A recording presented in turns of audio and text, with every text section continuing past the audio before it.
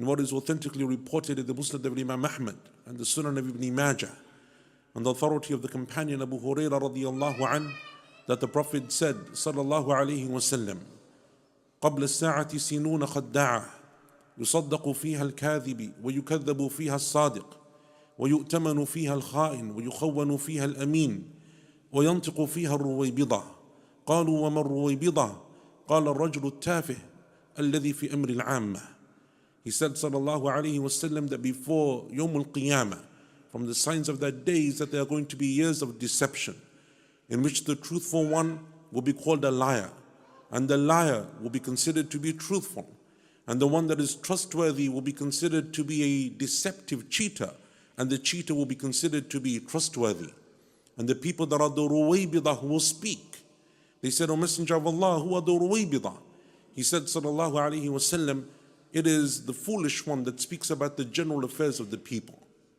In this hadith, the Prophet sallallahu alaihi wasallam mentions to us a number of important principles and qawa'id and usul, principles of our religion. And from them is that from the signs of Yawm al-Qiyamah, and as we come closer and closer towards the end of that time, and only Allah Azza wa Jal knows how far or how close we are to that, but from the signs of that is that a trend emerges. And that trend is that which people would normally consider to be truth is no longer truthful. And that which people could consider or easily identify as being a lie, you don't necessarily know that it's a lie anymore. Those that are truthful are considered to be liars, those that are liars are considered to be truthful. And the people of honor and integrity and trustworthy are no longer considered to be so. And likewise, those that are known for their deception and their lies are considered to be honest and have integrity. But also from the principles of this hadith is that people just speak about things that they have no knowledge of. They don't check, they don't verify, they don't clarify, they just speak because everyone's speaking, and now everyone has a platform. Everyone can be heard. Everyone has something to say. And from the fitan and the trials of our time is that we live in such an era that everyone feels that they need to be heard and they have a platform in which they can be heard, and so they think that they have to speak about every single affair, right or wrong, knowledge or no knowledge. And this is a principle that you don't speak unless you know, that you verify before you speak, that you double check and triple check before you say anything, that Allah Azza wa Jalla establishes in the Quran in numerous verses, in different contexts. In what is collected by Imam al-Tabari rahimahullah ta'ala in his tafsir with an authentic chain, he says that there was a companion in the time of the Prophet sallallahu alaihi wasallam by the name of Uqba ibn al-Walid. And this companion, before he accepted Islam, his people and another tribe, they had a great deal of history, fighting and warfare, problems between them. But those people accepted Islam and he accepted Islam. One year the Prophet ﷺ appointed him, Uqba ibn al-Walid, to be from amongst the people that went around to the different Muslim communities and tribes to collect their zakah. So he was a zakah collector. And from those people that he happened to be sent to are those same people that in Jahiliyyah, before Islam, they had issues between themselves. So as Uqba ibn al-Walid was going towards that town and that village and that tribe, and he saw that they were out in their numbers because they came ready to give their zakah, many of them, he remembered the history and he remembered the danger and the trouble that they had with them. So he ran away. He turned back and he fled. And he came to the Prophet ﷺ and he said, O Messenger of Allah, those people, they refused the zakah and they've left Islam and they don't want any part of us anymore. The Prophet ﷺ, when he heard this, he said to Khalid ibn al-Walid radiyallahu anh, prepare a small army, take a number of soldiers and go and deal with them.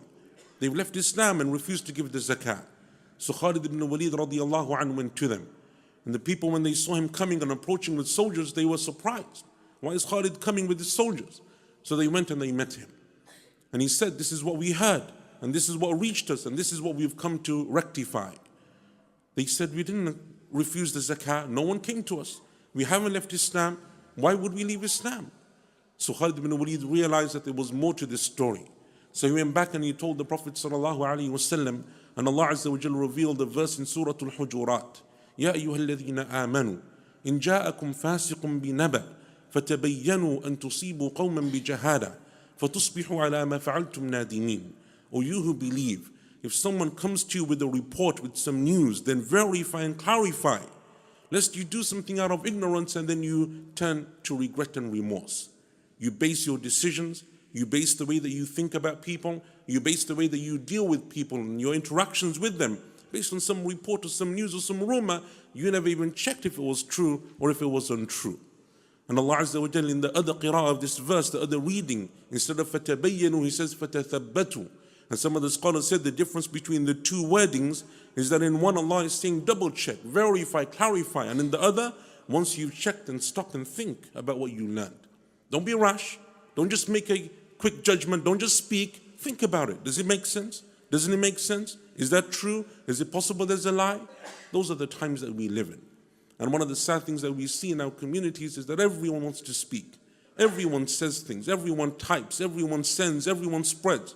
And no one stops and thinks, is it true? Is it not true? Who's telling? We don't even know sometimes. So isn't it just better to be silent? Allah Azza wa Jalla says in the Qur'an, وَلَا تَقْفُ مَا لَيْسَ لَكَ بِهِ عِلْمٍ. Don't just follow that which you have no knowledge of. Because people are speaking, don't just speak. إِنَّ السَّمْعَ وَالْبَصَرَ وَالْفُؤَادَ كُلُّ أُولَٰئِكَ كَانَ عَنْهُ مَسْئُولًا. Indeed, your hearing, your sight, your heart, your intellect, everything, you will be questioned about on Yawm al-Qiyamah. And we don't realize the gravity of sometimes what we say or what we speak about.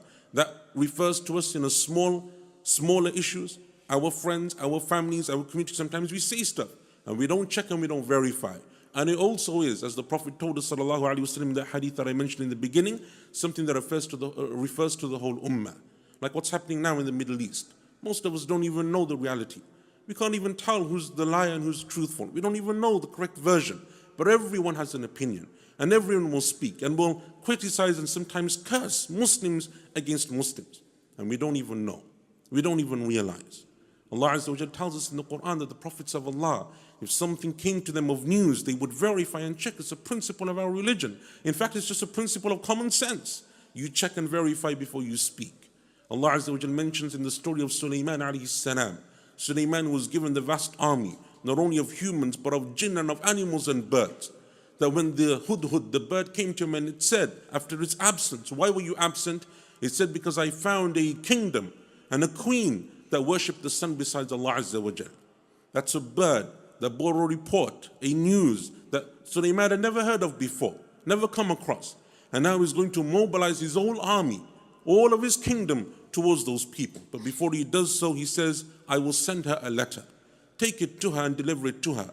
قَالَ سَنَنْظُرُ أَصَدَقْتَ أَمْ كُنْتَ مِنَ الْكَاذِبِينَ. And then Sulaiman says to the bird, through this letter we will know whether you were truthful or whether you were a liar. Sulaiman is saying that to a bird. We will check what you just brought us, because maybe it's mistaken. Sometimes you don't even realize that you're speaking the untruth. Sometimes you don't even realize that you don't know. Sometimes you may trust someone, but that person, their source is untrustworthy. But you just spread everything, forward everything. And that's a major problem. Sometimes it has major repercussions, unintended consequences that are major. Doesn't Allah Azza wa Jalla tell us in the Qur'an of the story of our mother Aisha radiallahu anha and her slander? That slander which was begun by the enemies of Islam. They were hypocrites who began the slander of our mother Aisha radiallahu anha. But because it became something which was common and it spread across the community, there were Muslims, companions of the Prophet sallallahu alaihi wasallam, that became embroiled. They just heard it and they didn't know and they didn't verify and they were unable to, but they spread it. They just continued to do exactly what they wanted them to do. They just spread it. And who are they speaking about? They're speaking about the wife of the Prophet sallallahu alaihi wasallam, the mother of the believers radiyallahu anha. So Allah Azza wa Jal, from the principles that He mentions in the Quran concerning the incident, is that He says, إِذْ تَلَقَوْنَهُ بِأَلْسِنَتِكُمْ وَتَقُولُونَ بِأَفْوَاهِكُمْ مَا لَيْسَ لَكُمْ بِهِ عِلْمٍ وَتَحْسَبُونَهُ هَيِّنًا وَهُوَ عِنْدَ اللَّهِ عَظِيمٌ. When you were spreading it from one mouth to another, because that's how it was spread in those days, word to word, mouth to mouth. In our time, it's through technology and social media. You spread it from one person to another, and you say with your tongues that which you had no knowledge of. And you consider it to be small and insignificant, but in the sight of Allah, it is major. You're attacking another Muslim. You're speaking about their honor. You're speaking about their religion. Sometimes some people even go to the extreme of casting them outside of the fold of Islam. They will say that person's not a Muslim, they're an enemy of Islam. They will say stuff like this. And you think that it's easy, that it's just a word, that it's just something you typed. وَهُوَ عِنْدَ اللَّهِ عَظِيمٌ. But in the sight of Allah Azza wa Jal, it is major. It is not from the etiquettes of the Muslim. It's not from their character. That everything that they hear about, they just spread. good news or bad news, things that are positive, and they just spread everything. They're just like something that just regurgitates, like a parrot, doesn't understand, hears it, and will tell everyone that comes across its path. Allah Azza wa Jal says, وَإِذَا جَاءَهُمْ أَمْرٌ مِّنَ الْأَمْنِ أَوِ الْخَوْفِ أَذَاعُوا بِهِ. Some people are like this, whether they hear positive news or bad news. Whether they hear, for example, things that will bring security and happiness to the community, or things that will spread fear, they will just go and they will pronounce it. They will proclaim it and spread it. وَلَوْ رَدُّوهُ إِلَى الرَّسُولِ وَإِلَى أُولِي الْأَمْرِ مِنْهُمْ لَعَلِمَهُ الَّذِينَ يَسْتَنبِطُونَهُ مِنْهُمْ. But if only they took that affair back to Allah's Messenger sallallahu alaihi wasallam, to the people of knowledge in their communities, they would have told them what is the correct path to take. So they don't stop and they don't think, and they don't think that perhaps what we're doing is going to be a major issue for us. It is from the most dangerous of things to speak about that which you have no knowledge of, and to spread that which you have no certainty regarding. It is better in those situations that if you have the inability, you're not able to verify, to check, or you don't know who to trust, just to remain silent. The Prophet said, sallallahu alaihi wasallam, "Man kana yu'minu billahi wal yawmil akhir, falyaqul khayran aw liyasmut." Those who believe in Allah and those who believe in the last day, either speak good or just remain quiet.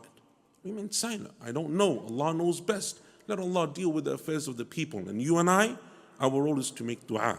Oh Allah, stop the oppression of the oppressors. I don't know who they are, but that dua fits all of them. Stop the oppression of the oppressors. Oh Allah, help the oppressed, help the weak, whoever they are, wherever they may be.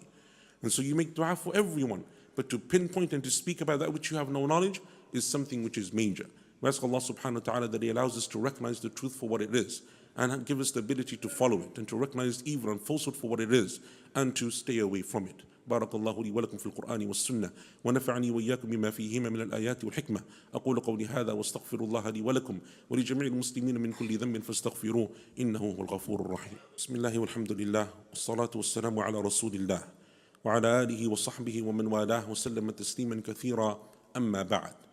Allah Azza wa Jalla in the Quran, from the principles that He also gives to us, is that in times of peace, in times of ease, when it just comes to your relationships with your family and your friends, Allah tells us, as we mentioned, verses in the Quran that speak about the importance of verifying, clarifying news that comes to you. That's just in normal situations. But when the situation is at a heightened level of alert, it is more difficult, more dangerous. You don't know. It is even more confusing. Then you have to be even more careful. From that which happened to some of the companions is that they came at a time of war across a man who, when they passed him by and they were in enemy, hostile territory, when they came across this man, the man said to them, "Assalamu alaikum." He gave them the salam. And they said to themselves, this man's only giving us the salam because he wants to safeguard himself and his property from us. He's an enemy. So they killed him. And then they told the Prophet sallallahu alaihi wasallam, and he said, and Allah Azza wa Jalla revealed the verse in the Quran, "Ya ayyuhal ladhina amanu, idha darabtum fi sabilillahi fatabayyanu, wa la taqulu liman alqa ilaykum as-salama lasta mu'mina." Or you who believe, if you're fighting in the way of Allah and you're traveling, this is in times of war. They're fighting and they're in a state of terror and fear. Allah says, even then, you come across someone and he gives you the salam, don't just say he's not a Muslim. Fatabayyanu, check, verify. You can't just take that decision based on just what you think, what you desire, what suits you. That is an issue which is serious. Someone's iman or lack of iman. Someone's righteous or not righteous. Someone's a good person, evil person. These are accusations that you are making, slanders that are coming from your tongue, backbiting that you are committing. All of them, each one of them is a major sin in Islam. And that is why Umar ibn Abdul Aziz rahimahullah ta'ala, one of the khulafa of the Umayyads, and the Umayyads, their history goes back to a lot of tension and problems with Ali radiallahu anhu and his supporters. And some of the khulafa of the Umayyads before Umar ibn Abdul Aziz, in the khutbatul Jumu'ah at the end, they would curse Ali radiallahu anhu and his supporters and his family. And they would praise their own people. In the khutbatul Jumu'ah, they would curse the companion. When Umar ibn Abdul Aziz rahimahullah became the Khalifa, he changed and he said, it is better, instead of cursing people in the khutbah, that you say, "Inna Allah ya'muru bil adli wal ihsani wa ita'i dhil qurba wa yanha anil fahsha'i wal munkari wal bagh." Allah Azza wa Jal commands you all to be just and to be good and to join the ties of kinship. And He forbids you from every sin and from every evil and from every oppression and transgression. That's better as a reminder. And that's why when people used to say to him, "What do you think about what happened between your forefathers and Ali radiallahu anhu?" he would say, Allah saved my hands from being involved. I wasn't there, no one asked me, I didn't get involved. So why am I going to speak about it now? That's sometimes more dangerous. The Prophet told us, sallallahu alayhi wasallam, and I conclude with this hadith in al-Bukhari and Muslim, of Abu Hurairah radiyallahu anhu, that he said, sallallahu alayhi wasallam, إِنَّ الْعَبْدَ لَا يَتَكَلَّمُ بِكَلِمَةٍ مَا يَتَبَيَّنُ مَا فِيهَا. A person will speak and say a single word that they don't verify, they don't clarify. يَهْوِي بِهَا فِي النَّارِ أَبْعَدَ مَا بَيْنَ الْمَشْرِقِ وَالْمَغْرِبِ. And because of that word, they will fall and continue to fall into the depths of the fire, the distance between the east and the west. They will fall and fall. How? Only Allah knows how deep they will fall. Because of one word that they said. But that word attacked another Muslim, took away from their honor, slandered them. And they thought that it's just a word, no one's going to realize, it'll be forgotten by tomorrow, and it may be forgotten by tomorrow, but not by Allah Azza wa Jal, and not by that which is recorded by the angels in our records of deeds. So be careful, and be vigilant, and be people who learn how to discern between people and their intentions and their motives. We ask Allah subhanahu wa ta'ala that He grants us clarity, and that Allah Azza wa Jal makes the affairs of the Muslims easy for them, that Allah subhanahu wa ta'ala protects them in their wealth and in their honor and in their lands, and that Allah Azza wa Jal makes us from the people of Iman, and He brings to us steadfastness, and that Allah Azza wa Jal safeguards us from the trials of the dunya, that which we understand and that which we do not understand. Subhana rabbika rabbil izzati amma yasifun, wa salamun ala al-mursaleen, walhamdulillahi rabbil alameen.